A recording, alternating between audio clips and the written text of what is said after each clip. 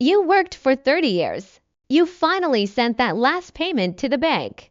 You crack open the champagne, and you think you have finally won the financial game. But the IRS is looking at your paid-off house not as an accomplishment, but as an absolute massive opportunity to take more of your money. The moment you own your home free and clear, you unknowingly step into a massive financial sinkhole that wealthy people actively avoid, and it is called the dead equity trap. You see, the entire financial system, the complicated tax code, the banking industry, and the invisible mechanics of inflation are completely rigged to punish people who do the quote-unquote right thing by paying off their mortgage. Today, we are going straight down the rabbit hole to unpack exactly why the IRS treats you completely differently when you have no mortgage. How debt equity is secretly eroding your net worth by thousands of dollars every single year, and the specific strategies the top 1% use to turn their homes into wealth-generating machines instead of massive piggy banks that pay exactly zero interest. If you want to stop leaving your hard-earned money on the table, you need to hear every single detail of what we are going to cover today. Let us take a step back and look at the psychology of the American dream. From the time we are old enough to understand money, we are programmed with this deeply ingrained belief that debt is the ultimate evil, and that financial freedom is defined entirely by holding the physical deed to your primary residence. We are told by generations before us to cut up the credit cards, pay cash for absolutely everything, and throw every extra penny we have at the mortgage principal so we can finally sleep well at night. And look, from an emotional standpoint, I completely understand it. The peace of mind that comes from knowing nobody can ever take your roof away from you is incredibly powerful. But there is a massive, life-altering difference between emotional peace of mind and mathematical wealth building. Financial institutions and the government know this, and they have built an entire economic framework that capitalizes on your biological desire for safety. Before we break down the exact mathematical tax disadvantage of a paid-off home, do me a quick favor. If you are someone who values real, unfiltered financial education over the traditional outdated advice that keeps average people broke, take a second to hit that like button and subscribe to the channel. It tells the algorithm that you want to actually build wealth, and it helps me keep producing this deep dive content for you every single week. Now, let us talk about the Internal Revenue Service. The United States Tax Code is not just a list of rules for how the government collects revenue from its citizens. It is actually a massive, complex map of behavioral incentives. The government uses the tax code to encourage certain actions and discourage others. If they want more people to install solar panels, they offer a tax credit. If they want to stimulate the housing market, they offer incentives for buyers. And historically, one of the single biggest incentives in the entire tax code has been the mortgage interest deduction. When you have a mortgage, especially in the early years of a standard 30-year amortization schedule, your monthly payments are heavily weighted toward interest rather than principal. The IRS allows you to deduct that interest from your taxable income, effectively lowering your tax bracket and keeping thousands of dollars in your pocket every single year. But what happens the exact second you pay off that loan? That massive deduction completely vanishes. Poof, gone. You lose one of the most powerful tax shields available to the middle and upper middle class.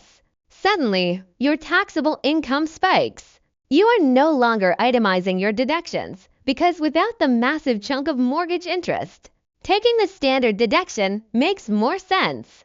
This means all those other little write-offs you used to take might not benefit you anymore.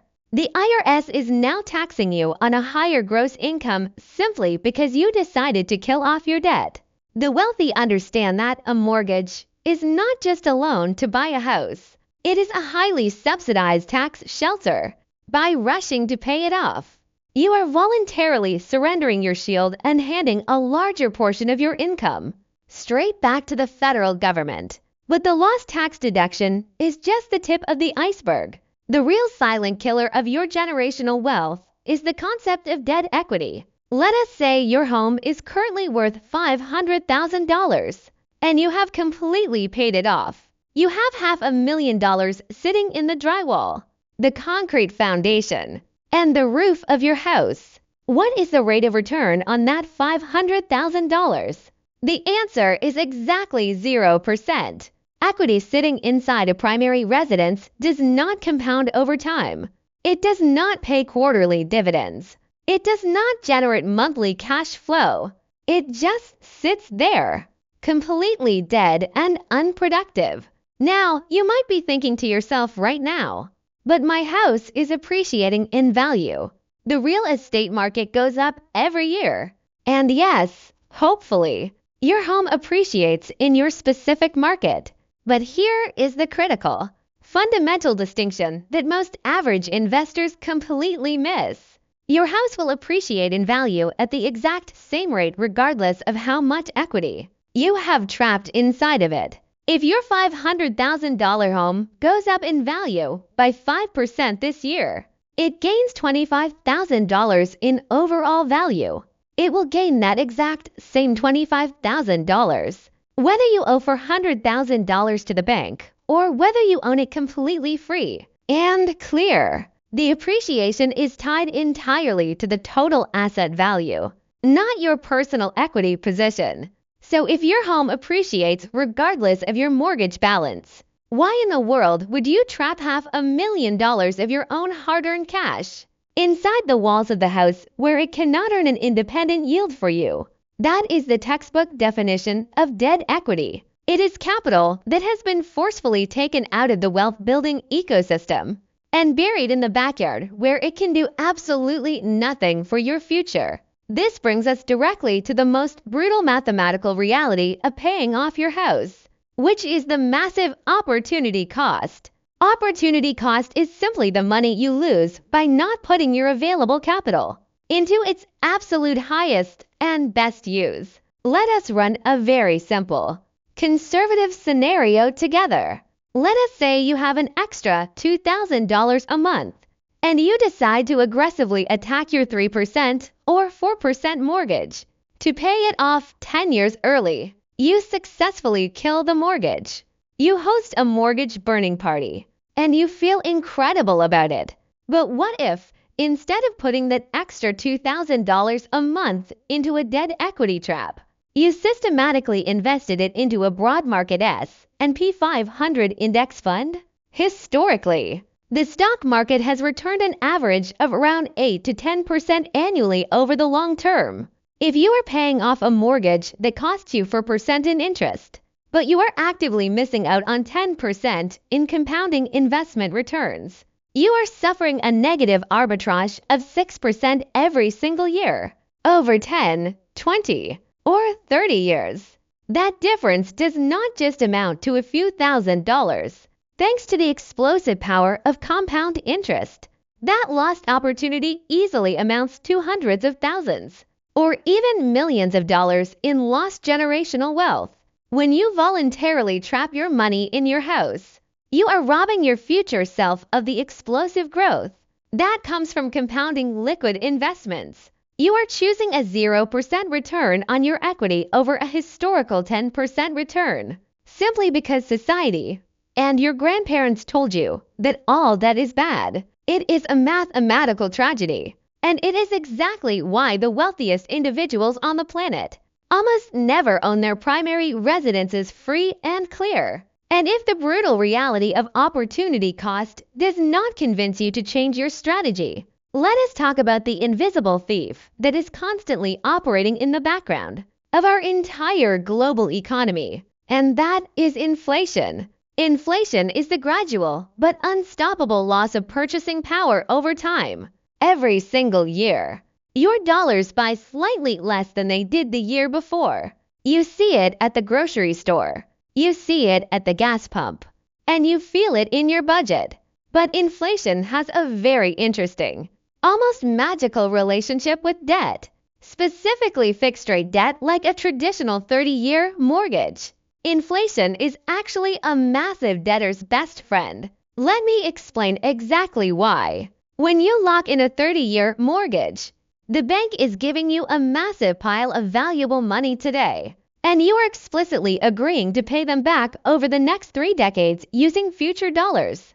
But because of inflation, those future dollars are going to be worth significantly less than the dollars you originally borrowed. Your monthly payment stays exactly the same, but the real economic value of that payment shrinks every single year. You are effectively paying the bank back with cheaper and cheaper, watered down money. Meanwhile, your wages are likely rising with inflation, and the physical value of your home is rising with inflation. The fixed-rate mortgage acts as a massive, subsidized hedge against the constant devaluation of fiat currency. When you rush to pay off your house early, you completely destroy this incredible hedge.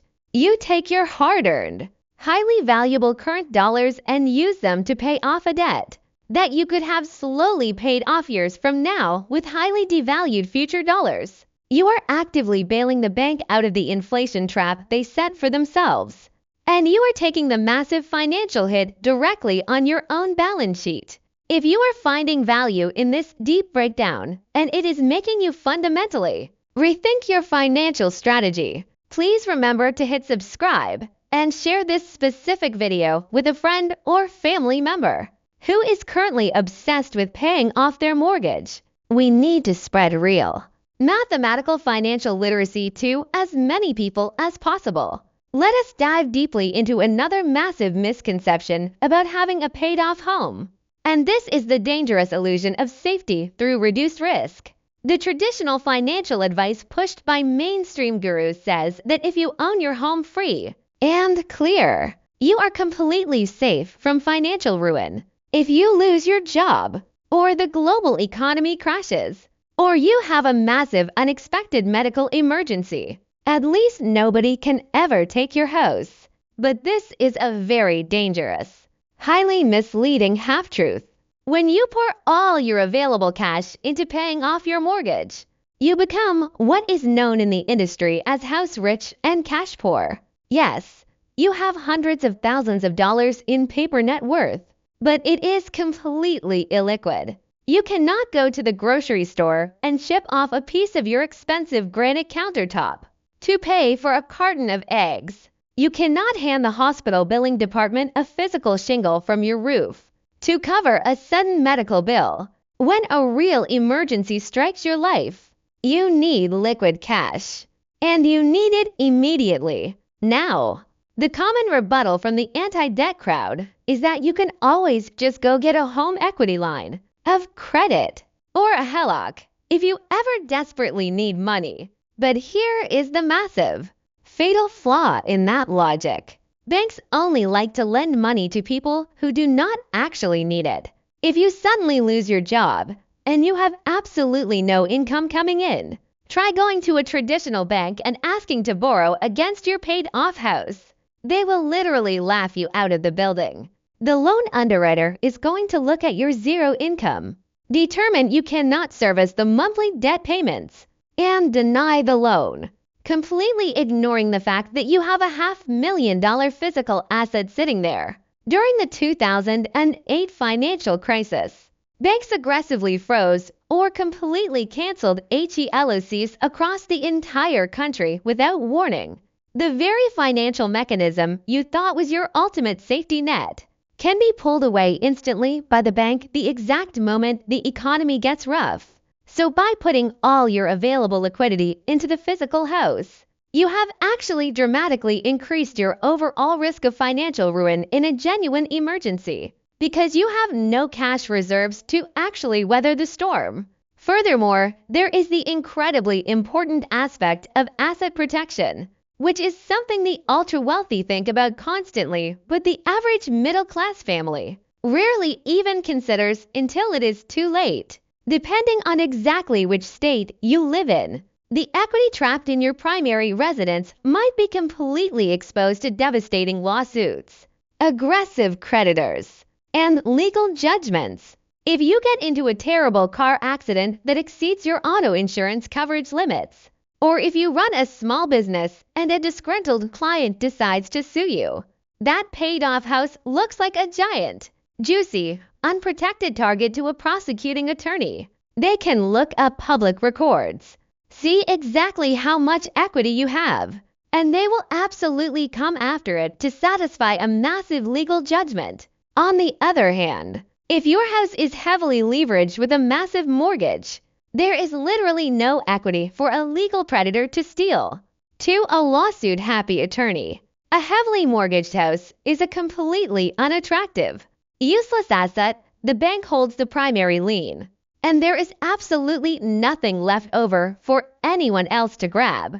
Having a large mortgage is actually a very strategic form of legal asset protection. It mathematically strips the visible equity out of the property and keeps it out of the hands of creditors. The wealthy use this exact strategy all the time in their portfolios. They will intentionally pull equity out of their real estate properties through refinancing and quietly move that cash into highly protected legal vehicles like irrevocable trusts, offshore accounts, or fiercely protected retirement accounts. They maintain complete control of the asset. They capture all the future appreciation, but they leave absolute zero meat on the bone for anyone trying to sue them. When you stubbornly pay off your house, you are serving up your entire lifetime net worth on a silver platter to anyone who decides to take legal action against you. So if paying off the house is the ultimate middle-class financial trap, what do the ultra-wealthy actually do with their capital? They employ a sophisticated strategy that is commonly referred to in high-level financial circles as buy, borrow, die. It sounds slightly morbid, but it is the ultimate, undisputed wealth-building mechanism in a capitalist system. Wealthy people aggressively acquire appreciating assets like commercial real estate, businesses, or massive stock portfolios. As those assets naturally grow in value over the decades, they never, ever sell them because selling triggers massive, wealth-destroying capital gains taxes. Instead, they strategically borrow against the rising value of those assets. The money you receive from a bank loan is completely, 100% tax-free. The IRS does not view borrowed money as earned income, so the wealthy literally live lavish lifestyles off of tax-free loans, secured by their growing assets. They use the consistent cash flow from their underlying investments to easily service the incredibly low interest on the debt. Because the assets are historically growing at a much faster rate than the interest accumulating on the loan, their overall net worth continues to skyrocket upward, even while they are intentionally piling on millions in debt. And finally, when they pass away, their heirs inherit the entire massive portfolio of assets with what is called a stepped-up tax basis. The assets can then be sold entirely tax-free by the children to pay off the outstanding loans, and the remaining massive fortune is passed flawlessly to the next generation, without the IRS ever getting a significant cut of the pie. Debt is not a burden or a curse to the wealthy. It is a highly strategic, calculated tool used to aggressively avoid taxes, maintain extreme daily liquidity, and massively accelerate compound financial growth by blindly striving to completely eliminate all debt from your life. The average person is completely cutting themselves off from the absolute most powerful wealth-building tools in the modern financial system. They are sitting there playing a simple game of checkers, while the elite are playing three-dimensional chess with their money. Now, I absolutely know what some of you are screaming at the screen right now. You are saying, but the interest rates are incredibly high right now. A mortgage is no longer 2 or 3%. It is hovering around 7 or 8%. Does this complex math still actually make sense in today's economy? This is a completely valid, highly intelligent question, and it requires a nuanced, honest look at the current economic reality we are living in. Yes, the absolute golden age of 2.5% mortgages made this specific strategy incredibly easy and obvious. It was virtually free money handed out by the government. When you have a 7 or 8% mortgage, the mathematical arbitrage between your debt cost and your potential investment returns becomes much tighter. The stock market might average 10%, but banking on returning 10% to beat an 8% loan is a much riskier proposition than easily beating a 3% loan. However, the core, fundamental principles of maintaining liquidity, hedging against inflation, and securing asset protection remain completely intact. Even in a high-interest rate environment, taking every ounce of your available liquidity and dumping it blindly into your house is incredibly dangerous. If you are absolutely terrified of high borrowing rates, the answer is still not necessarily to drain your entire liquid bank account to pay off the house. The strategic, intelligent move might be to invest your capital into conservative, high-yield financial instruments that currently exist precisely because of those high rates, like short-term treasury bills, high-yield savings accounts, or certificates of deposit. You can safely maintain your crucial liquidity, earn a guaranteed 5 or 6% on your cash from the government, and keep that money completely accessible for unexpected emergencies or massive future investment opportunities when the market inevitably shifts. You are still actively avoiding the dead equity trap. You are preserving your financial options, and you can always choose to strategically refinance that expensive mortgage when rates inevitably cycle back down in the future. Flexibility is the ultimate financial superpower in a volatile world, and having massive amounts of dead equity is the absolute enemy of flexibility. What this entire conversation ultimately boils down to is a massive, uncomfortable paradigm shift in how you fundamentally view your personal finances and your relationship with money. You have to learn how to completely divorce your deep human emotions from the cold, hard mathematical reality of wealth creation. A house is a wonderful, beautiful place to raise a family, build lifelong memories, and establish deep roots in a community. It provides necessary shelter and emotional stability. But mathematically speaking, it is an absolutely terrible place to store your liquid wealth. If you view your primary residence as your ultimate, primary savings account, you are effectively condemning your family tree to financial mediocrity. You have to start viewing your house for what it mathematically is: a highly leveraged, incredibly illiquid physical asset that constantly costs money to maintain, repair, and insure. The ultimate financial goal of your life should not be to simply own the drywall and the roof free and clear. The goal should be to aggressively build a massive, widely diversified portfolio of highly liquid, cash-flowing assets that can easily pay for the drywall, completely fund your desired lifestyle, and permanently secure your retirement. If you have a diversified investment portfolio that seamlessly generates $10,000 a month in purely passive income, and your monthly mortgage payment is only $3,000 a month, you are completely financially free. You have won the game of capitalism. It does not matter one single bit that a bank technically holds the deed in a vault somewhere, because your external assets are doing all the heavy financial lifting for you. You have successfully separated your physical time from your income generation, and you have completely insulated your family from sudden economic shocks. And the absolute quickest, most mathematically sound way to build that massive investment portfolio is to immediately stop feeding the dead equity monster and start redirecting that valuable capital into real, compounding wealth-building vehicles. If this breakdown completely changes the way you look at your mortgage and your financial future, please drop a comment below and share this exact video with someone in your life who desperately needs to hear it. Do not forget to hit the like button and subscribe right now, because we are constantly breaking down the exact, hidden strategies that the wealthy use to stay wealthy and grow their power. Let us dive even deeper into the actual mechanics of leverage, because this is exactly where the average person completely loses the plot.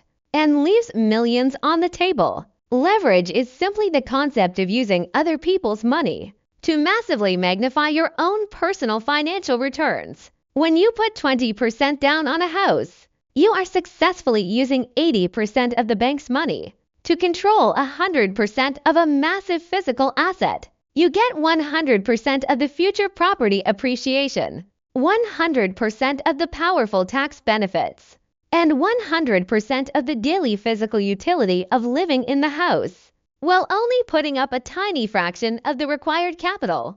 This is the absolute magic of real estate investing.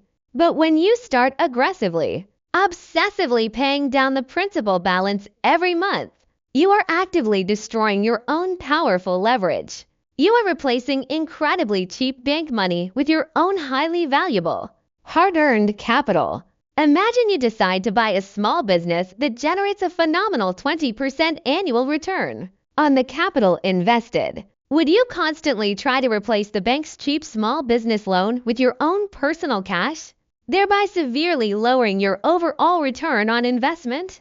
Absolutely not. It makes no sense. You would keep the bank's cheap money deployed exactly where it is, and you would take your extra cash profits to go buy a second, entirely new business. Real estate works the exact same mathematical way. If you have somehow already built up massive equity in your home over the years, the wealthy move is very often to do a strategic cash-out refinance, deliberately pull that dead equity out of the walls, and creatively use it as multiple down payments to acquire several new cash-flowing rental properties. Now, instead of one single house sitting there doing absolutely nothing for your net worth, you successfully control 3 or 4 different houses. Your new tenants are going to work every day to pay down the mortgages on the rentals for you.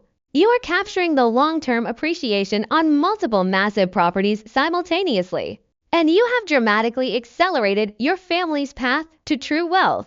Yes, it absolutely involves taking on more debt, but it is highly strategic. Wealth building. Calculated debt. It is the complete polar opposite of falling into the dead equity trap. And we absolutely cannot end this conversation about the dead equity trap without deeply addressing the highly emotional, generational aspect of wealth transfer. So many hardworking people desperately want to pay off their home simply so they can leave a free and clear physical asset to their children when they pass away. It clearly comes from a place of deep parental love and a profound sense of responsibility. But let us look at what actually practically happens in the real world when you pass a paid-off home down to the next generation. More often than not, the adult children absolutely do not want to live in the old house. They already have their own established lives, their own specific careers in entirely different cities, and their own growing families. So they unexpectedly inherit this massive, highly illiquid physical asset. What do they inevitably do? They immediately put it on the open market to sell it. Now they have to deal with aggressive real estate agents, expensive home staging, unexpected roof repairs, monthly carrying costs, and heavy property taxes while the house sits completely empty waiting for a buyer. Eventually, they finally sell it, but they are forced to pay 6% in expensive realtor commissions, pay thousands in closing costs, and then finally, months later, get the actual cash. You inadvertently forced your grieving children to become stressed out, part-time real estate liquidators just so they could access the wealth you spent your entire adult life building for them. Now imagine the powerful alternative. Imagine if, instead of slowly paying off the house, you kept the mortgage in place and consistently invested that extra monthly capital into a massive, highly diversified portfolio of low-cost index funds. When you eventually pass away, your children inherit a highly liquid, easily manageable stock portfolio. With the simple click of a button on a basic brokerage app on their phone, they can access the funds instantly. They can easily transfer the shares to their own accounts, hold them for future growth, or sell them with virtually zero transaction costs and zero headaches. You have successfully left them clean, frictionless, compounding generational wealth instead of a cumbersome, stressful real estate transaction. You have effectively protected them from the very trap you intelligently managed to avoid yourself. The massive financial establishment wants you to aggressively pay off your mortgage because it instantly reduces their institutional risk and comfortably keeps you functioning as an obedient, predictable, working-class part of the global economic machine. They desperately want your money permanently trapped in the drywall where it cannot possibly compete with their own massive investments. They want you terrified of taking on debt, so you never actually learn how to wield it as a powerful wealth-building tool like they do. But you are significantly smarter than that now. You completely understand the brutal IRS penalties of losing your valuable tax deductions. You clearly understand the devastating mathematical opportunity cost of holding dead equity. You understand exactly how inflation secretly melts away the true cost of fixed-rate debt over decades. And you understand that true, unshakable financial safety comes from holding liquid capital, not a piece of paper from the bank saying you finally own the drywall. It is time to permanently stop playing by the outdated rules explicitly designed to keep the middle class exactly where they are, and start actively adopting the aggressive strategies of the ultra-wealthy. Keep your money highly fluid. Keep your money constantly compounding. Use the bank's cheap money to hedge against relentless inflation. And never, ever let your hard-earned capital sit dead in the ground. The choice of how to proceed is ultimately yours. But the cold hard math simply does not lie. Thank you so much for spending this time with me and diving incredibly deep into the complex realities of the tax code and real estate mathematics. If you made it all the way to the end of this deep dive, you are absolutely in the top 1% of people who actually care about taking control of their financial future. Do me a massive favor. Smash that like button right now. Subscribe to the channel so you do not miss the next deep dive. And share this exact video with anyone who is currently walking blindfolded into the dead equity trap. I will see you all in the very next video. Keep building, keep relentlessly questioning the traditional financial advice, and take absolute control of your financial destiny.